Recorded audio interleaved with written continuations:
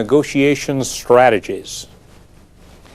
Many years ago, the author, W. Clement Stone, made an interesting statement we sometimes call the slight edge principle.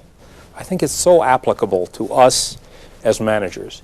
He said, there's very little difference between people, but the little difference makes a big difference. Nowhere is that more true for us as managers as in our use of negotiation strategies and tactics. We're going to look at a number of them in this session, but before we do, I want to mention 4 important principles that I hope you'll apply with each of these strategies and tactics. The first principle I think I can best describe with an example. I remember many years ago I did a program for a major company. It was a company that negotiates very above board, very win-win in their nature. It's important that you know that for the story. A young lady came up to me after the session. We had talked about all the different strategies and tactics. And she said, Dr. Henick, let me tell you about an experience I had when I first came with this company as a new manager. I went with our senior buyer, I'm in the purchasing department, on a training trip, and I was observing, and I watched him in this particular negotiation. And she said, I couldn't believe what happened. She said the company made the proposal to us, and as soon as they did, he closed up his notebook, put it in his briefcase, and was about to get up and walk out. She said, I couldn't believe that in an organization like this, we would use something that strong that early in the negotiation. But she said an amazing thing happened. They got him to sit back down, and they came forth with another proposal. And in a very short period of time, we seemed to put together a very good, what I thought was a win-win long-term agreement for both parties. But she said, you know, it still bothered me. As soon as we got out of that room, as soon as I had a chance, I asked that senior manager how often he uses something as strong as the walkout that early in a negotiation. He thought for a minute, and he said, you know, I don't think I've ever used the walkout before, but the timing was right. That's the first principle. Remember the importance of timing. Timing is extremely important in the use of these strategies and tactics. The second principle follows from it. We as managers need to learn and use many different strategies in our approach to solving the problems that we face as managers. There's a third principle that's very important. We're learning these strategies not only to use them, but what? To be able to recognize them and understand what we should do as a counter to them so that we truly understand how to handle in every situation these different strategies and tactics. The first strategy, agent of limited authority. Now, by description, agent of limited authority is the negotiator being unable to make the final decision. I love to be in that situation as a hired negotiator. I often am. But that gives me power, doesn't it? The purpose, you see, of agent of limited authority is what? It gives me 3 things. First of all, it buys me time. I don't need to make a decision. That's good. I can think about it. I've got to go back and check with somebody else. Secondly, I can get the input of other people to help me make that decision. And there's a third thing that it does. It helps me maintain the relationship with that other party because somebody else can be the bad guy. There is real power in the use of agent of limited authority. And even though you as a manager may have the ultimate authority, you may want to get that limited for certain negotiations that you become involved in. Now we talk about this strategy not only so that you can use it, but it's used against you, isn't it, many times? Let's talk about what we can do as a counter to that. The first thing that I would say to you is be sure that you determine the authority level before beginning the negotiation. And you can simply ask, on matters of this nature, who makes the final decision here? Now, what's likely to happen when you ask it up front? Their ego may get in the way, and certainly they're not thinking about using agent of limited authority later on, and they'll say, I'm the person responsible. It's much more difficult for them to switch later on. A second thing that you can do to counter agent of limited authority is try to arrange access to the ultimate authority. Now that might be by, rather than meeting at your place or a mutually agreed upon other place, perhaps negotiating in their environment where they could go immediately to that ultimate authority and get a decision. There's a third thing you can do. If you know you're dealing with an agent of limited authority, it may be good for you to become an agent of limited authority yourself. The thing you don't want to happen is to get the end of the negotiation and have agreed to the 5 points, and then they say, well, now let me go back and see if I can get these approved. You realize that then they're going to come back and you're going to have to make a concession here and you're going to have to make a concession here, and that's what you want to avoid. The next strategy, funny money. Now, by definition, funny money is presenting your position in the most favorable way to you. And it's important that we do that. The purpose of it, of course, is exactly that, to present it in the light most favorable to you. Let me ask a simple question here, and I think it'll help you understand the power of funny money. Have any of you recently gone into a store and purchased something for $30? It wasn't exactly $30, was it? What was it? It was $29.95, wasn't it? There's the power of funny money. That's presenting it in the light most favorable to you. Let me give you another example. I remember recently receiving a letter from an insurance company for some of the business insurance that we had, and they were increasing that insurance premium 30%.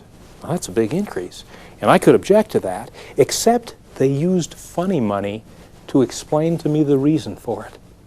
They said that the premiums on that particular policy had not been increased over the last 10 years.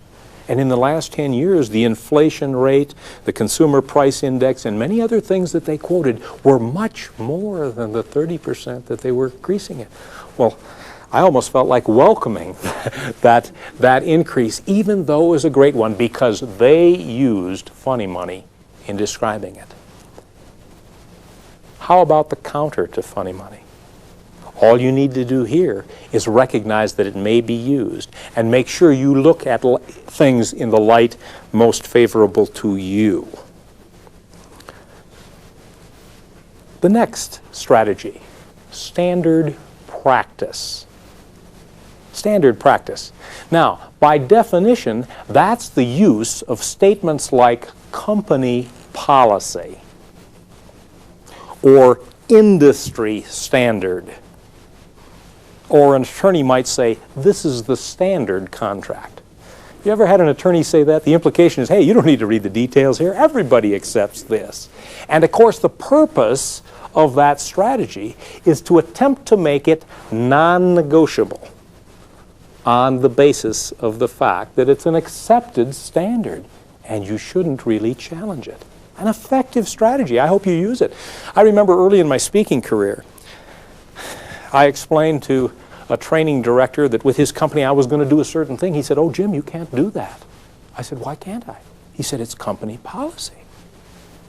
I backed off immediately. I mean, who's somebody like me to buck this big company in terms of their company policy? Now, if he would have explained the reason for that, it wouldn't have been nearly as effective as just using what we call standard practice. But remember, how now do we counter when somebody uses standard practice? A couple ways. First of all, I would suggest that you automatically assume that it is negotiable, that it can be changed. Secondly, you can always challenge the standard. Why does it need to be that way? How can we approach a way to change that? The next strategy, the nibble. Oh, I love the nibble. By definition, the nibble is asking for something small. And it's particularly effective near the close of the negotiation when you can get an agreement there. And of course, the purpose of it is to get something a little bit more than you would get otherwise. Let me illustrate the nibble with an aircraft purchase example. The last time I purchased an airplane, quite frankly, I paid probably a little more for the airplane than I should, but I did use the nibble at the end of that negotiation. The individual selling me the airplane had pointed out two minor problems with the airplane that he intended to get fixed. We had negotiated the price to a certain level, and I decided to try to close the deal by throwing in a nibble here. I said, I think I can agree to the price that we've talked about here. Why don't we go ahead and knock $5,000 off, and I'll get those two things fixed when I get back. What did he say? He said, sure enough. Now, you think about it. That was $5,000 in my pocket rather than his pocket, and it was there for the asking. Now, I point out this example, not to say I was a good negotiator. I already told you I probably paid a little more than I should for it. I pointed out to ask you a question. If you were the individual selling me the airplane, and you saw I liked it like I did, what would have happened had he said no to that nibble? What would I have done? Yeah, you got it. I would have bought the airplane anyway, and the money would have been in his pocket rather than mine because he recognized it as a nibble. You see, I challenge you as managers to know and recognize these different strategies. Know that the counter to a nibble, if it's a true nibble, you can often refuse that and you'll still accomplish the deal. The next strategy ties into this example. It was the very reason that I probably paid a little more for that airplane than I should. He used the next strategy, the puppy dog, on me. Now, the puppy dog gets its name from the pet store owner who has the 5-year-old boy and his parents come in late on a Friday afternoon. He's about ready to close. They're looking and considering a puppy. What does he say? Why don't you take the little puppy home for the weekend? You can decide on Monday whether you want to buy it or not. That is a sold puppy. You see, the definition of puppy dog is allowing the other side to try the product or the service or the proposal without commitment. And of course you use it in a situation when you know they're really going to like it because the purpose of it is to appeal to their emotions. That happened when I looked at this airplane. First thing he said to me was, Jim, jump in the pilot seat, let's take it for a flight. Well, we no sooner got off the ground than he said, Jim, did you ever have an airplane with color radar? I said, no, I didn't. He said, you're going to love this. And he turned on the color radar and started explaining to me what a great safety factor that was going to be when I had my whole family or my business associates in the airplane. Then he moved on. He said, did you ever have an airplane with Loran? At that point, I hadn't. He said, you're going to love this. And he turned it on. He punched in my hometown. He says, look, Green Bay is exactly, and he gave me the number of miles, and it read off immediately. And then he pressed another button, and it read out the ground speed. Ooh, do pilots like that? He pressed another button, and it told me exactly how long it would take to get to my destination. Was I liking this airplane? Yeah.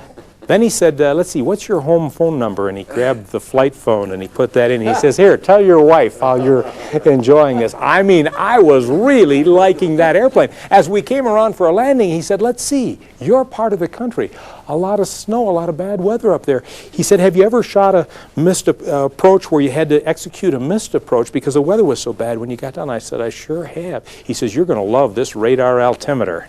And he turned that on and explained how that sends a beam down, and you know exactly how high you are above the ground.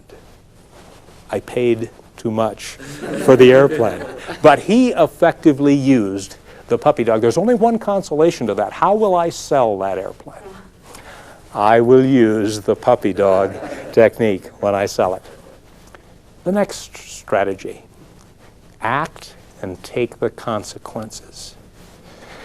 Now, by definition, that's simply taking action strengthening your position, whether it's agreed to by the other party or not. And the purpose, of course, is to force acceptance, usually of some minor item. Let me give you an example of that. Let's assume that you've been negotiating with another manager, and you get a letter outlining the things that you've discussed and agreed to, and everything is fine except point number 10. Which you would sure like changed. A minor point, but you'd like it changed. To act and take the consequences would what? It would be to cross it out and initial it, go ahead and sign the contract or whatever was sent and send it back. Now, you put yourself in the position of the other party. If it's truly a minor item, they're excited about getting the contract back and having the deal put together, and they may just decide to overlook it. Worst case scenario, they get you on the phone and it has to be negotiated, and that's what you might have done in the first case, but you decided to use in this particular situation. Act and take the consequences. The counter to act and take the consequences, of course, you can refuse to accept that, and you can renegotiate the deal. Next strategy, the walkout. We've already alluded to that.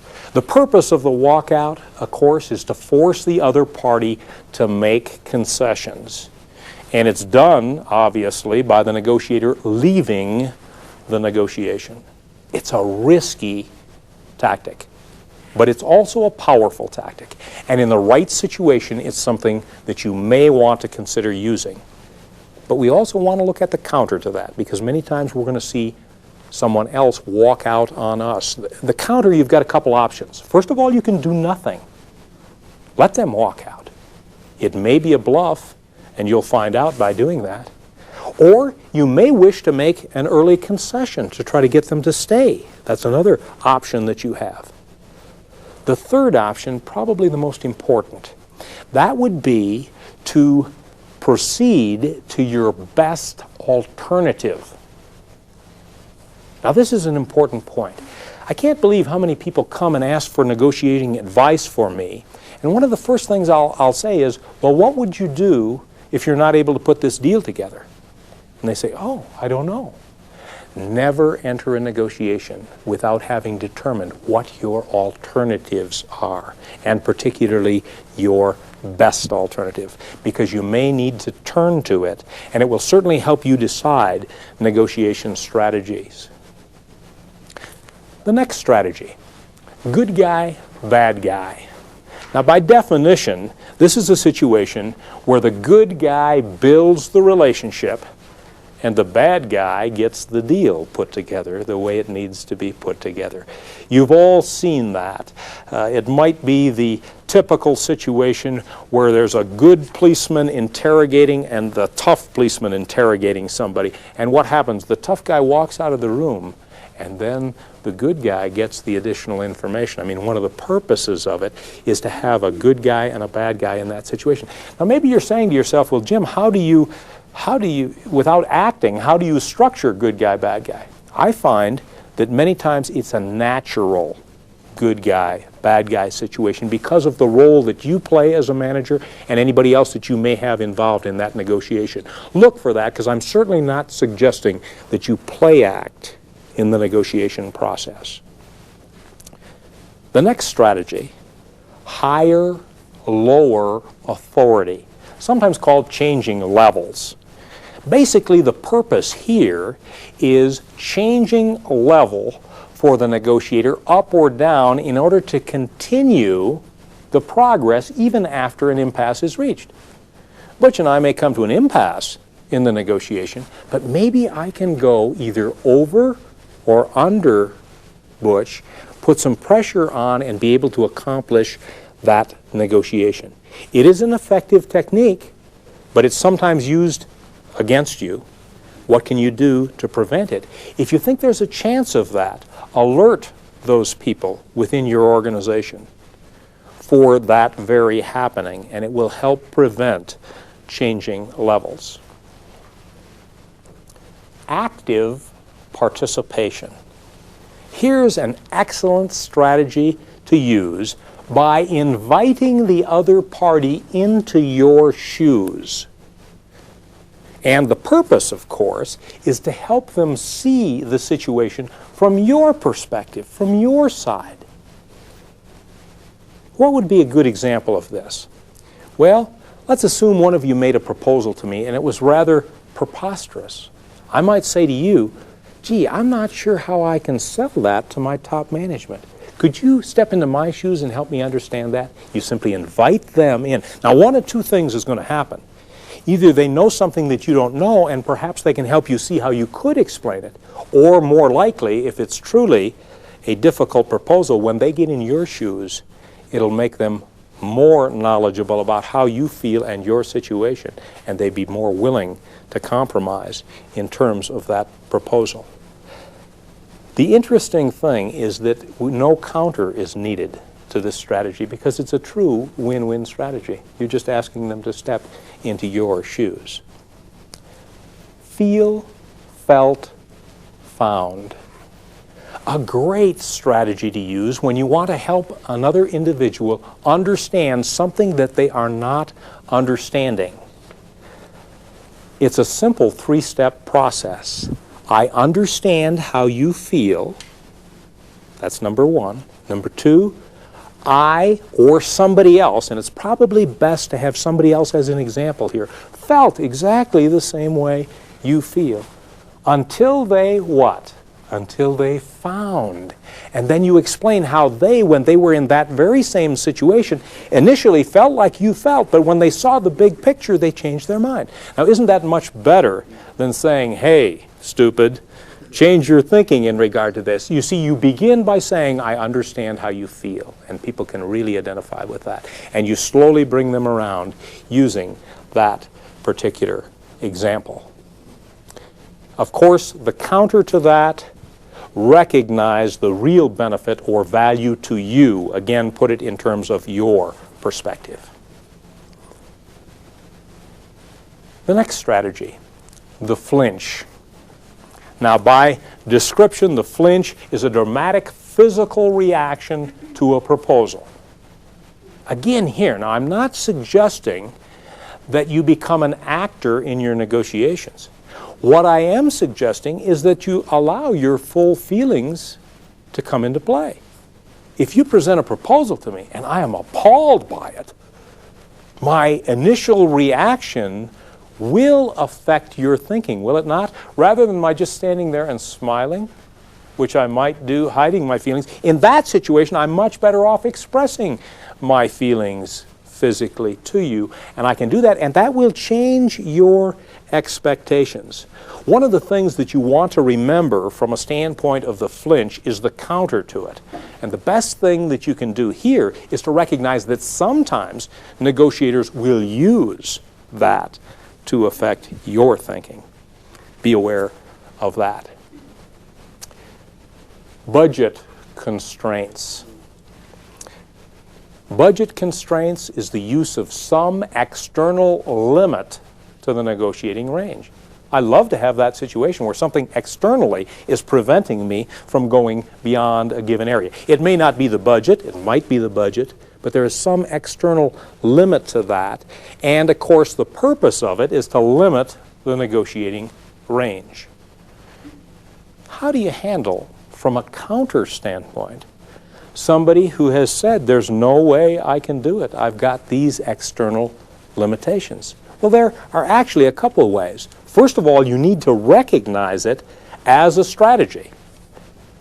Then secondly, you can challenge the external limit and maybe get that external limit changed. Or probably the most likely thing that you can do is you can change something about the proposal that will enable it to fit into the limits that they've provided. Perhaps you change the way the money is paid, if it truly is a budget situation, spread it out over a longer period of time. Maybe you reduce the amount of product or service that's provided.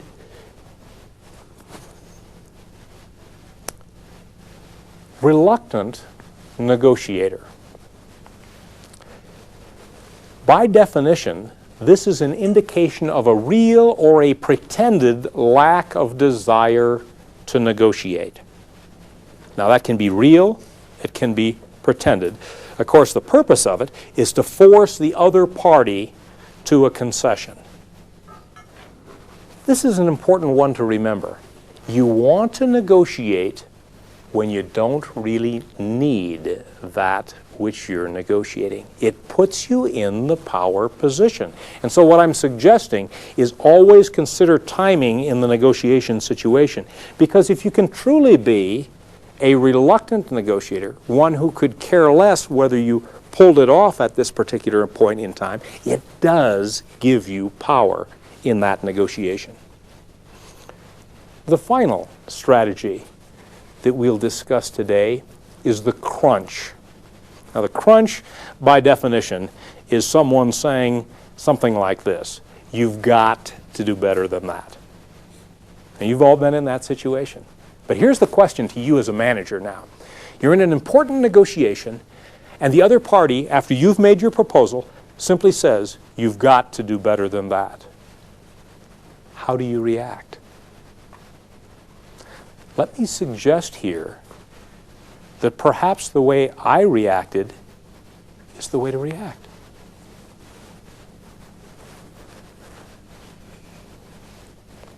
Where does the pressure go when I do this in that situation, or when I ask a question?